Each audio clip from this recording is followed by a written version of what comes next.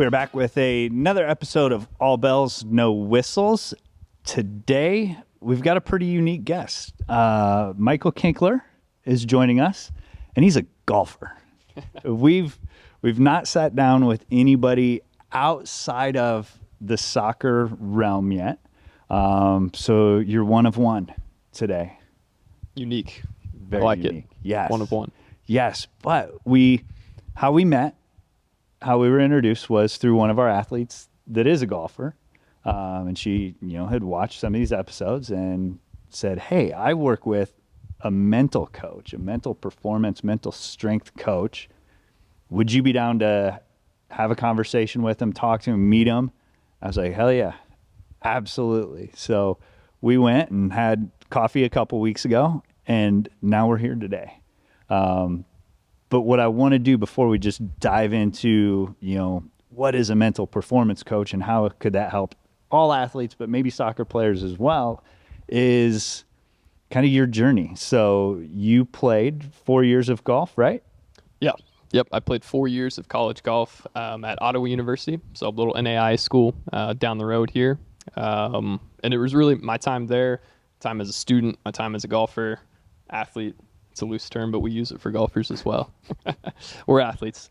But it was my time there that I kind of realized and was made aware of just this field in general of sport and performance psychology. It was really my own kind of doing as I was a college golfer. I realized that the people that I was playing against, freshman, sophomore year, physically they weren't that much better than me. We were comparable in skills and physical skills, but the thing that was setting them apart and helping them finish, top of leaderboards and win golf tournaments and play well when it really mattered, right, was mentally they were that much better than me, right? They bounced back from mistakes better. They just felt more comfortable with pressure and nerves and that sort of stuff. And obviously they were more confident and they really enjoyed it. And so I quickly, realized that if I wanted to compete at that level, if I wanted to win tournaments, and help my team out mentally, I had to get better, right? And at the time, I didn't really know what that was. I didn't even know this field existed. I didn't know confidence was something that you could work on. I didn't even know that was a trainable skill. And so stumbled on this field kind of in my own doing and, applied techniques from self-help books, from research, from the internet, right? And the cool thing that really hooked me was it worked, right? Yeah. I actually saw my performance increase. I felt more comfortable in big pressure moments. I felt more confident. I felt just more comfortable with myself as an athlete.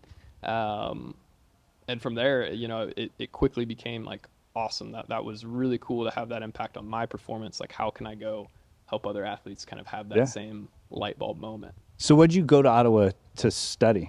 Like, what were you majoring in while you were playing? Yeah, so to begin with, I was an exercise science major. I was thinking PT route. I injured my knee playing basketball when I was younger, had an awesome physical therapist and a PT team.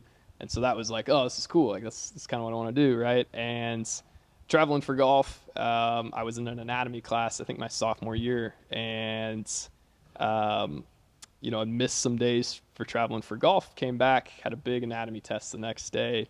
Bombed it, flunked it, it was bad. And it kind of hit me there that I was like, man, like, I don't know if exercise science and anatomy is for me. And so I changed my major. It was a psychology major, completed my undergraduate there.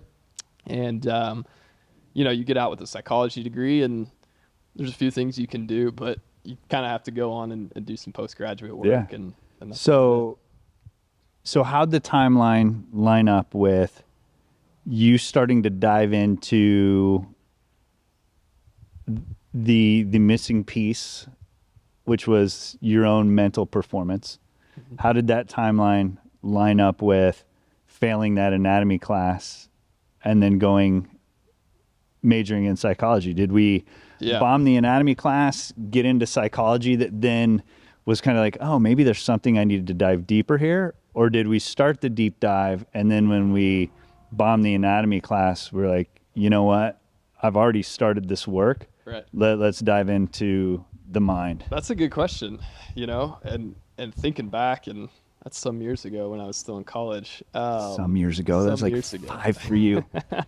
But, Now that I think about it, I that year it was early in the fall, so we maybe played 2 or 3 tournaments, and I don't think I was playing very well. I was really, really struggling. I was at college golf. You take 5 golfers to a tournament, and I was like 5 guy in the 6 man. So we were flip flopping, competing, playing against each other each week to qualify to make it into the tournaments for the following week, right? And yeah, I was struggling. So, and then I did make it into that tournament. I remember it, and I came back, and I played bad that week. I came back the next morning. I had that exam, and I bombed it, and I kind of was like, man, like, I something's got to change. And I guess maybe that's kind of what inspired me to change majors and just go for it. Yeah. So I guess it kind of all happened at once. Yeah. A little bit. Yeah. Yeah. So you started with personal curiosity Yeah. of kind of how can I get better at that? Do you remember some of like the entry point resources that Yeah. kind of lit you up? Yeah. There's a big golf psychologist, Bob Rotella, and he's kind of like a pioneer of not only just the field of sport and performance psychology, but like specifically for golf psychology. Mm-hmm. So he's done a lot of research with golfers, with professional golfers, and he's kind of the guy in the sports psych world on the golf side. And so read a number of his books. He's got probably 6 or 7 like really good books, and about half of them are golf specific and half of them are just athlete specific. So he works, with other athletes, not just golfers. And there was one book particular, I think it was How Champions Think by Dr. Bob Rotella. I read that book, I think, pretty close to when I was switching majors. Mm-hmm. And essentially in there, he kind of obviously introduced the field and how it works and how he works to inspire athletes to make positive change in their own, training and in their own lives. And it just kind of all came together, I guess, that reading a couple of his books that, hey, this is kind of right up my alley. Like, I'd love to obviously increase my performance, but help others too along the way. Okay, so we finished up at Ottawa, psychology major. Mm-hmm. Now we're in, mental performance, sport performance mindset. How did we go from just Ottawa with the psychology degree to where you're at now? What was kind of the bridge there? Yeah, so the bridge there, I guess first and foremost, just with a psychology degree, an undergraduate degree in psychology, your options are a little limited with what you can do. So obviously I knew I had to do some more work to do what I wanted to do. And that led me to a master's degree in sports psych from John F. Kennedy University. Completed that program over the course of 3 years. And I had some help from some of my professors out there. They were not just in academia, but they were actual consulting, working mental performance coaches, right? And they taught on the side.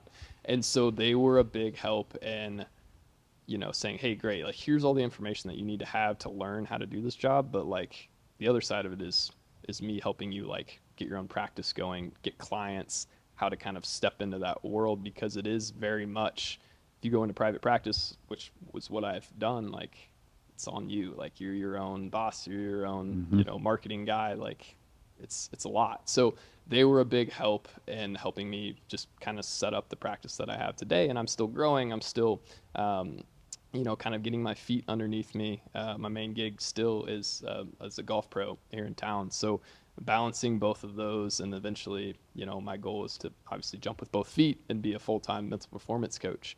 But they were very big assets for me in terms of getting a website going, getting kind of your circle with the network and connection that I do have at the golf course.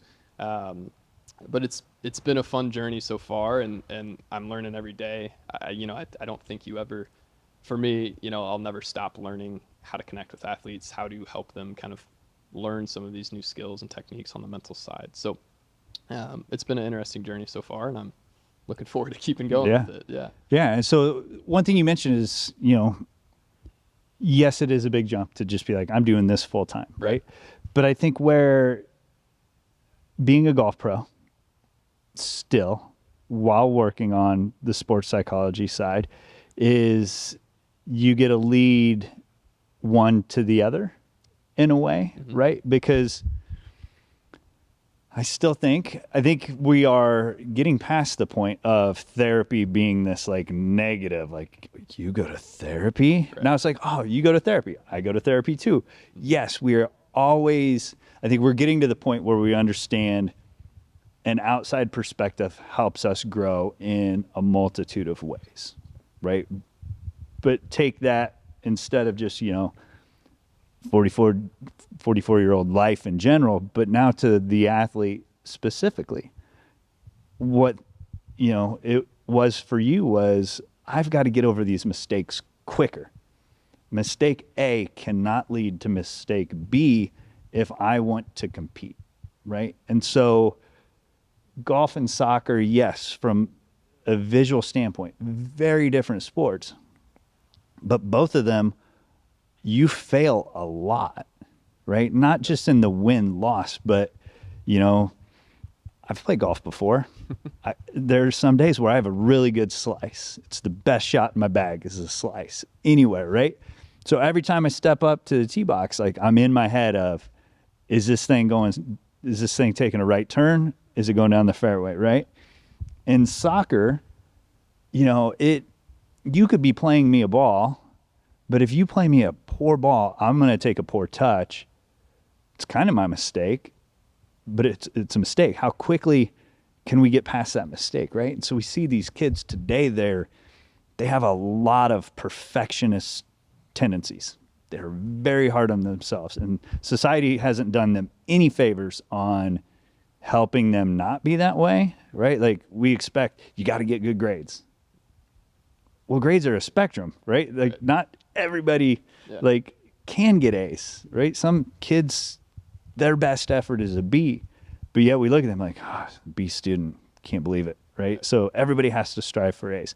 Everybody has to strive to be on the best team. Everybody has to strive to be the best at this. And I think it's super overwhelming to these kids, and they just feel like they have to be perfect at everything, So while we don't work with the athlete technically, I'm still in here. I'm still watching my athletes go through their technical sessions, and we'll see athletes, they make one bad touch and then they're out of it. It's like, you got to get right back into that drill. By you dropping your head, everything gets messed up.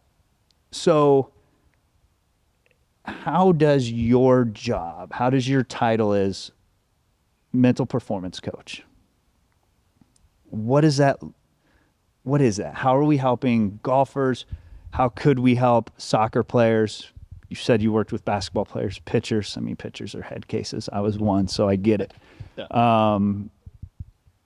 What does your role look like? What are kids coming to see you for? Yeah. There's a lot of things that I work with athletes on, right? Perfectionism is a very big piece of it. I primarily right now I'm working with a lot of youth and high school aged athletes, some college athletes, and especially my high school athletes. It's all about, hey, it's not perfect. Like why? And they really, really struggle with that perfectionism that you're talking about, right? And to kind of help them with that, it's a lot of first kind of unpacking, what being perfect kind of means to them, right? And this kind of gets real specific into this topic, but it's needed, right? And what I've found is that they really struggle to explain why they have to be perfect. And that seems weird because you're like, oh, that should be a pretty easy, clean cut explanation. But when you really kind of press them on it and say, hey, why do you have to be perfect? I get a lot of ums and I don't knows and kind of deer in the headlight looks when they ask that. Like I'm giving you right now as I'm in my own head, right. Yeah, thinking trying to work through that. I know my perfectionist tendencies. Why do I feel that? So people like me? I don't know. It's so weird. Yeah. Well, and that's usually what happens is they get something like that and they go, because my teammates need me, because my coach need me, because I want to play in college, right?